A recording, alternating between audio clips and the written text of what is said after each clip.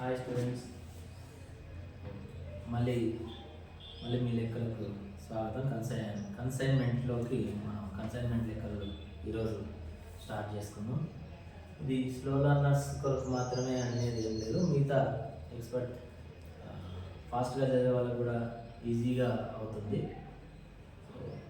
కొద్దిగా కష్టపడితే ఈజీగా ఉండే లెక్కనే చూద్దాం. నెక్స్ట్, గుంటూరులోని గణేష్ వైజాగ్లోని వైష్ణవికి 80,000 విలువ కలిగిన సరుకును కన్సైన్మెంట్పై పంపారు. గణేష్ 2,000 ఖర్చు చేసి వైష్ణవి నుండి 20,000 బయానాగా పొందారు. వైష్ణవి 1/2 వంతు సరుకును 55,000 రూపాయలకు అమ్మను. అకౌంట్ సేల్స్ ప్రకారం వైష్ణవి 1,000 రూపాయలు ఖర్చు చేసి 8% కమిషన్ పొంది మిగిలిన మొత్తానికి బ్యాంకు డ్రాఫ్ట్ పంపింది. అవసరమైన ఖాతాలు తయారు చేయాలి. మనకు లెక్కలు ఓన్లీ కన్సైనర్ పుస్తకాలలో మాత్రమే మనము పట్టికలు చేయడం జరుగుతుంది. కన్సైనర్ పుస్తకాలు, ఇక్కడ కన్సైనర్ ఎవరు అంటే కన్సైనర్ సరుకును పంపించే వ్యక్తి, సరుకును పొందే వ్యక్తి కన్సైనర్. సో కన్సైనర్ గుంటూరులోని గణేష్.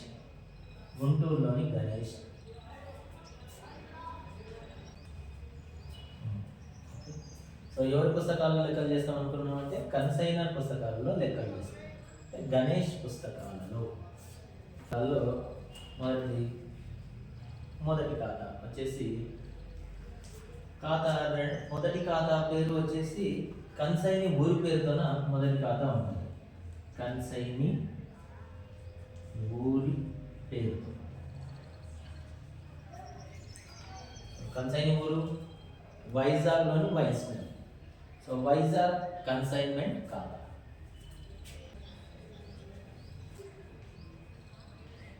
కన్సైని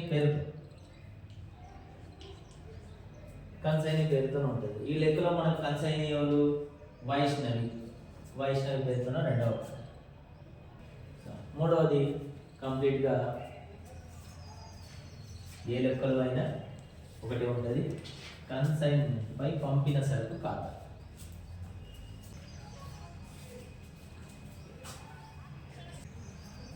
కన్సైన్మెంట్ పై పంపిన సరుకు ఖాతా. సో ఈ మూడు మనకు వచ్చేస్తే కన్సైని ఊరి పేరుతో మొదటి ఖాతా, వైజాగ్ కన్సైన్మెంట్ ఖాతా, రెండవ ఖాతా కన్సైని పేరు, కన్సైని ఎవరనేది వైష్ణవి కాబట్టి వైష్ణవి ఖాతా. మూడవది కన్సైన్మెంట్ పై పంపిన సరుకు. ఏ లెక్కలో అయినా మూడవ ఖాతాకు పేరు ఏం చేంజ్ ఉండదు, ఇదే పేరు ఉంటుంది. సరే రైట్. ఇవి ఇక లెక్కలోకి వెళ్ళి టెక్నిక్స్ మనం ముందు ఒకసారి చూద్దాం.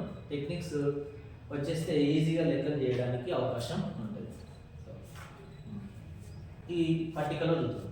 ఈ పట్టికలోకి వచ్చేసి మొదట కన్సైనర్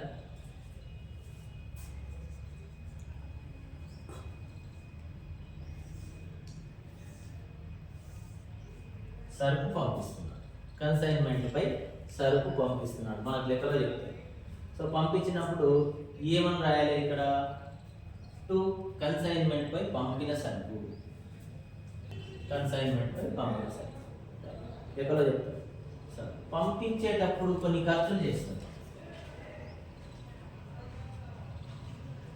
రెండవది ఖర్చులు, కన్సైనర్ ఏమైతే ఖర్చులు చేసిందో కన్సైనర్ ఖర్చులు ఇక్కడ రాస్తాం. సో దానికి టు బ్యాంకు,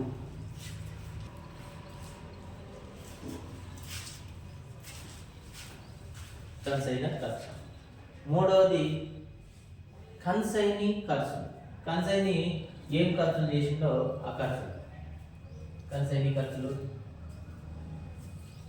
టు కన్సైని అనే రాష్ట్రంలో కన్సైని పేరు మనం లెక్కలో కన్సైని పేరు ఏది ఉంటుందో ఆ పేరుతోన మనం ఇక్కడ రాయాల్సి వస్తుంది.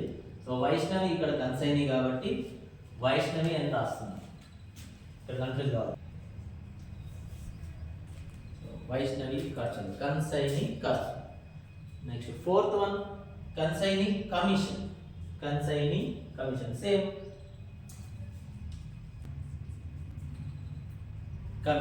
కన్సైని కమిషన్. వైష్ణవి అనే రాస్తాం, కన్సైని పేరుతో రాయాలి. వైష్ణవి కన్సైని పేరుతో అంటే కన్సైని ఎవరో వాళ్ళ పేరు ఇక్కడ రాయాల్సి వస్తుంది. సో 4 ఐటమ్స్ ఇక్కడ వచ్చేస్తున్నాయి. ఇక్కడ రెండు ఐటమ్స్ వస్తాయి. ఒకటి అమ్మకాలు బై వైష్ణవి, కన్సైని పేరే రాయాల్సి వస్తుంది. అమ్మకాలు కూడా కన్సైని అని రాస్తాం, బ్రాకెట్లో అమ్మకాలు. సో కన్సైని అని రాసేటప్పుడు ఇక్కడ పేరు ఉంది కాబట్టి వైష్ణవి, బ్రాకెట్లో అమ్మకాలు. ఇంకొకటి కన్సైన్మెంట్ సరుకు, ముగింపు సరుకు కోసం రాస్తున్నాం, కన్సైన్మెంట్ సరుకు. ఇవి 6 ఐటమ్స్ మనకు వస్తాయి. గుడ్డిగా ఇవన్నీ రాసేసుకుంటే సరిపోతుంది. ఫస్ట్ లెక్కలో చూడగానే కన్సైని పేర్లు, కన్సైనర్ పేరు, కన్సైని పేరు, కన్సైని ఊరి పేరు, ఇవన్నీ గుడ్డిగా ఇటువైపు 4 అంశాలు, ఇటువైపు 2 అంశాలు రాసి పెట్టేస్తే ఒక పని అయిపోతుంది దాదాపుగా. So next consign. ఈ ఐటమ్స్ అన్నీ ఏమేమి రాసినా అవన్నీ మనం అమౌంట్స్, దాంట్లో ఉండే అమౌంట్స్ రాస్తే సరిపోతుంది. లెక్కలోకి వెళ్ళి కంప్లీట్ చేయాలి. గుంటూరులోని గణేష్ వైజాగ్లోని వైష్ణవికి 80,000 విలువ కలిగిన సరుకును కన్సైన్మెంట్పై పంపారు. కన్సైన్మెంట్పై పంపిన సరుకు 80,000. ఇక్కడ ఒకటి చెప్పడం నేను బై కొత్త అంశం ఒకటి ఉంటుంది. అడ్వాన్స్గా ఇచ్చిన లేదా బిల్లు రూపంలో ఇస్తున్నారా, ఎట్లా ఇస్తున్నారు అనేది లెక్కలో కొన్ని లెక్కల్లో ఇస్తారు, అన్ని లెక్కల్లో ఎవరు ఇచ్చినప్పుడు ఇక్కడ రాయాల్సి వస్తుంది. బయానా, బిల్లు, అడ్వాన్స్, అన్ని లెక్కల్లో ఇవ్వరు మనకు, ఈ లెక్కలో ఇచ్చినట్టున్నారు. అదొకటి వచ్చేసి వైష్ణవికి 80,000 విలువ కలిగిన సరుకును పంపించారు, అది రాసినాం. తర్వాత కన్సైన్మెంట్ గణేష్ 2,000 ఖర్చు చేసి 2,000 ఖర్చు చేసిండు. గణేష్ ఖర్చులు, గణేష్ అంటే కన్సైనర్ చేసిన ఖర్చులు టు బ్యాంకు ఇక్కడ రాసినాం. ఆ 2,000 ఇక్కడ రాయాలి.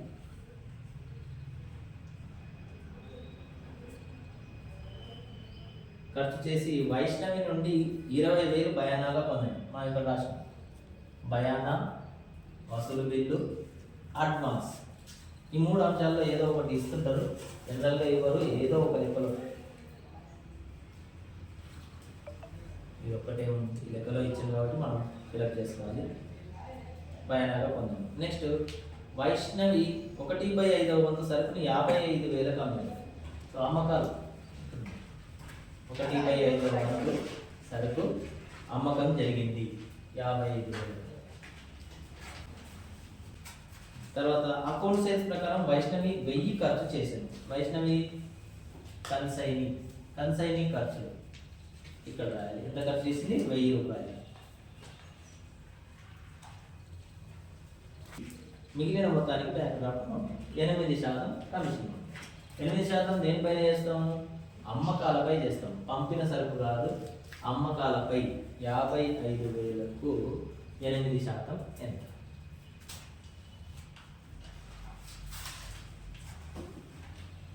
4,400. సో ఇది కమిషన్. దీనిపైన కమిషన్ ఎప్పుడు కూడా అమ్మకాలపైన వేయాలి. కన్సైన్మెంట్లో అమ్మకాలపైన వేస్తాం. 4,400 కమిషన్ వేస్తాం. ఇంకొక అంశం మిగిలింది మనకు. 6 4 ఇక్కడ ఫిలప్ అయినాయి, ఇక్కడ 1 ఫిలప్ అయింది. కన్సైన్మెంట్ సరుకు నిల్వ. సో ఇది ఫిలప్ చేస్తే ఇది ముగింపు సరుకును లెక్కించాల్సి ఉంటుంది. ఆ లెక్కిద్దాం. లెక్కించేటప్పటికి ఈ 2 అకౌంట్లను మనం క్లోజ్ చేస్తాం, ఈజీ అయిపోతుంది. సో స్లో లర్నర్స్ కొరకు కాబట్టి వాళ్ళపైన దృష్టి పెడుతున్నాం. ముగింపు సరుకు ఒకవేళ లెక్కించకుండా మనం మిగతా లెక్కను కూడా కంప్లీట్ చేయవచ్చు. చేస్తే 8 మార్కులు పడే అవకాశం ఉంది. చూద్దాం. ఈ వైష్ణవి కథను క్లోజ్ చేద్దాం. వైష్ణవి అని పై పట్టికలో ఎక్కడెక్కడ ఉందో చూడాలి. డెబిట్ వైపు 2 సార్లు ఉంది, క్రెడిట్ వైపు 1 సార్లు ఉంది వైష్ణవి. సో ఈ డెబిట్ వైపు 2 సార్లు ఉందంటే ఇక్కడ క్రెడిట్ వైపు 2 సార్లు తీసుకోవాలి. ఇక్కడ 1 సార్లు ఉందంటే ఇక్కడ 2 సార్లు, ఒకసారి. సో డెబిట్లో 2 సార్లు అంటే ఇక్కడ క్రెడిట్లో 2 సార్లు, క్రెడిట్లో 1 సారి అంటే ఇక్కడ 1 సారి. పేరు మార్చాలి. వైష్ణవి ఖాతా అనే పేరు ఉంది, వైష్ణవి అనే పేరు ఈ ఖాతాలో ఉంది. వైజాగ్ కన్సైన్మెంట్. సో ఈ వైజాగ్ కన్సైన్మెంట్ అనే పేరు వైష్ణవి ఖాతాలో రావాలి. సేమ్ మనం ఇక్కడ 2 టైమ్స్, ఇక్కడ 1 టైం. ఈ పేరును రాయాలి కానీ వైష్ణవి అని రాయకూడదు. వైష్ణవి ఖాతాలో వైష్ణవి పేరు రావాలి. By Vizag consignment.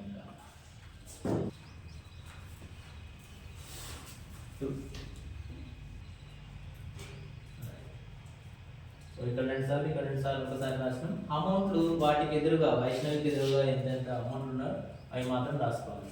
ఇక్కడ 2 సార్లకు 1000, 4000,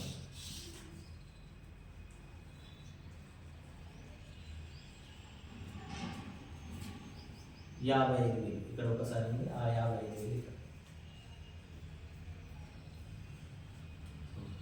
వైష్ణవి ఖాతాను కంప్లీట్ చేస్తున్నాం.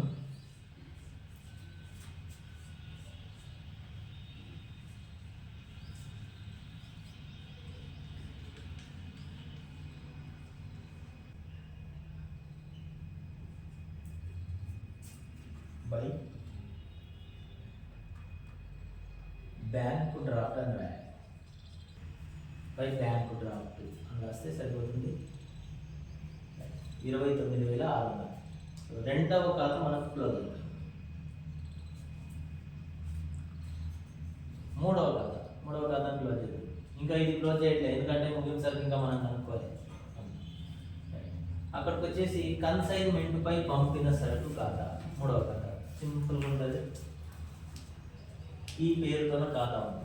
మొదటి అంశం పై కన్సైన్మెంట్ పై పంపిన సరుకు కాబట్టి ఈ ఖాతా పేరు అక్కడ ఉంది. ఏ ఖాతాలో ఉంది? వైజాగ్ కన్సైన్మెంట్ ఖాతా. ఇంతకుముందు వైష్ణవిలో ఎట్లా రాసినామో ఇక్కడ కూడా అట్లాగే రాయాలి. వైజాగ్ కన్సైన్మెంట్ ఇక్కడ డెబిట్లో ఉంది కాబట్టి అటువైపు క్రెడిట్లో రాయాలి. బై ఈ ఖాతా వైజాగ్ కన్సైన్మెంట్. ఈ పేరు ఎక్కడైతే ఉందో దానికి ఎదురుగా ఉన్న అమౌంట్ మనం ఇక్కడ ఉంది. ఎదురుగా ఉన్న అమౌంట్ 80. దీన్ని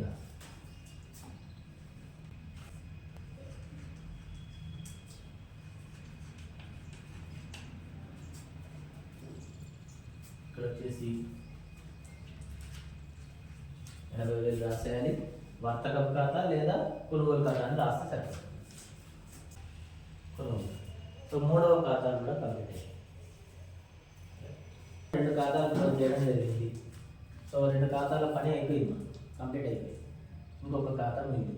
ఈ ఖాతాలో మనం కన్సైన్మెంట్ సరుకు నిల్వ చేయాల్సి ఉంది, అంటే ముగింపు సరుకును లెక్కించాల్సి ఉంది. ఇక్కడి వరకు మనం లెక్కను కంప్లీట్ చేసినా సరే మనకు 7-8 మార్కులు వచ్చే అవకాశం ఉంటుంది.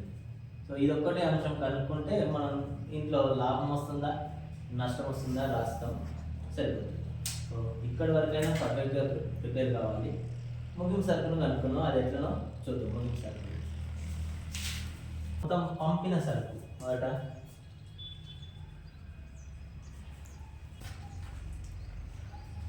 పంపిన సరుకు కన్సైన్మెంట్ పై పంపిన సరుకు మనకు ఆల్రెడీ లెక్కలో ఉంటుంది, 85,000. అమ్మిన సరుకు అనగానే చక్కగా పట్టికలో ఉన్నది అమ్మకాలు 55,000, లేకపోతే మీరు లెక్కలో చదివి కూడా 55,000 రాయద్దు. అమ్మిన సరుకు ఎంత, పంపిన దాంట్లో ఎంత శాతము, ఎంత భాగం సరుకును అమ్మిండో అది రాయాలి. కానీ అమ్మిన సరుకు అనగానే 55,000 కాదు.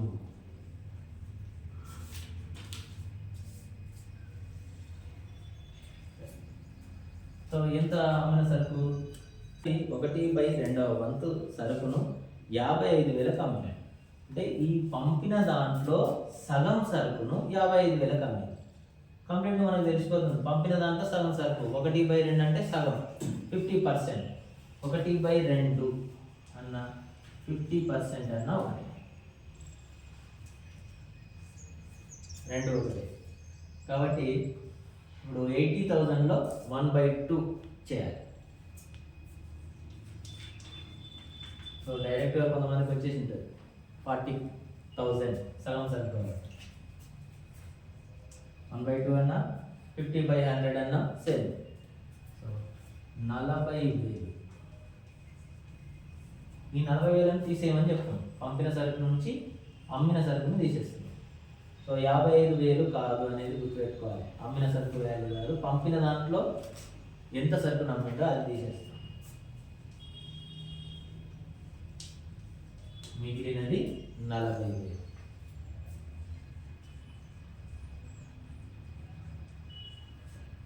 మిగిలిన సరుకు 40,000. ఇంకా దీనికి ఒక అంశం కలపాలి, కన్సైనర్ ఖర్చులలో భాగం. గణేష్ ఖర్చులు ఎంత చేసిండు? గణేష్ ఎంత ఖర్చు చేసిండు లెక్కలో ఉంది మనకు ఆల్రెడీ. కన్సైనర్ ఖర్చులు 2,000. మనం చదివితే కూడా 2,000 గణేష్ పెట్టిన ఖర్చులు. గణేష్ 2,000 ఖర్చు చేసిండు. సో 2,000 మనం ఎంత ఖర్చు చేసినాడు? 80,000 విలువైన సరుకుకు 2,000 ఖర్చు చేస్తే మిగిలిన సరుకు ఎంత? మనకు 40,000. 40,000 సరుకుకు ఎంత ఖర్చు చేసిండు? 80,000కు 2,000 ఖర్చు చేస్తే 40,000కు ఎంత? సో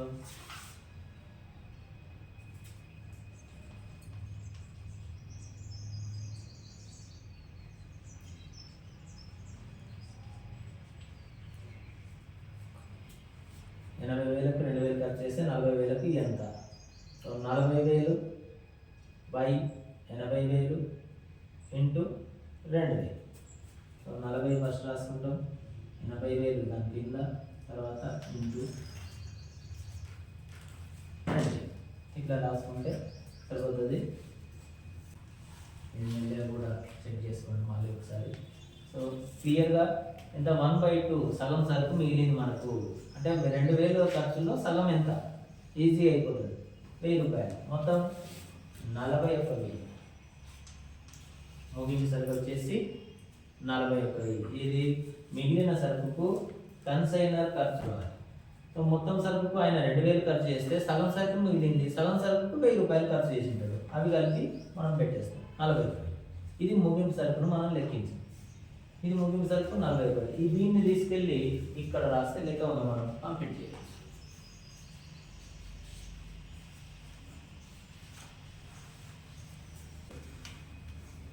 ఎటువైపు ఎక్కుంది? 96,000 22. సో ఇటువైపు ఎక్కుంది, రైట్ వైపు. అదే అమౌంట్. టోటల్ డెబిట్స్ కూడి ఈ 96,000 నుంచి టోటల్ క్రెడిట్ నుంచి డెబిట్ మైనస్ చేస్తే ఈజీ అయిపోతుంది, లేదా నేను చెప్పే ప్రాసెస్లో అయినా చేయవచ్చు. 8,600 టు కన్సైన్మెంట్ అక్కట్లో రాస్తుంది. కన్సైన్మెంట్ లాభ నష్టాల ఖాతా. సో డెబిట్ వైపు వస్తే లాభము, క్రెడిట్ వైపు ఒకవేళ వస్తే నష్టం. సో పర్ఫెక్ట్గా లాభము బ్రాకెట్లో పెట్టేస్తే సరిపోతుంది. ఒకవేళ ఇటువైపు ఎక్కుంటే ఇక్కడ నష్టం. మనం తరుగుదలలో కూడా చూసినాం, తరుగుదల లెక్కలు కూడా డెబిట్ వైపు తేల్చిన నిల్వ అనేది వస్తుంటే అది లాభము, క్రెడిట్ వైపు వస్తే నష్టం. సో ఇది ఈ ప్రాసెస్లో లెక్క ఈజీగా ఉంటుంది, చేయవచ్చు. ఇంకో లెక్క డిస్ప్లేలో వస్తుంది, అది కూడా చేయండి.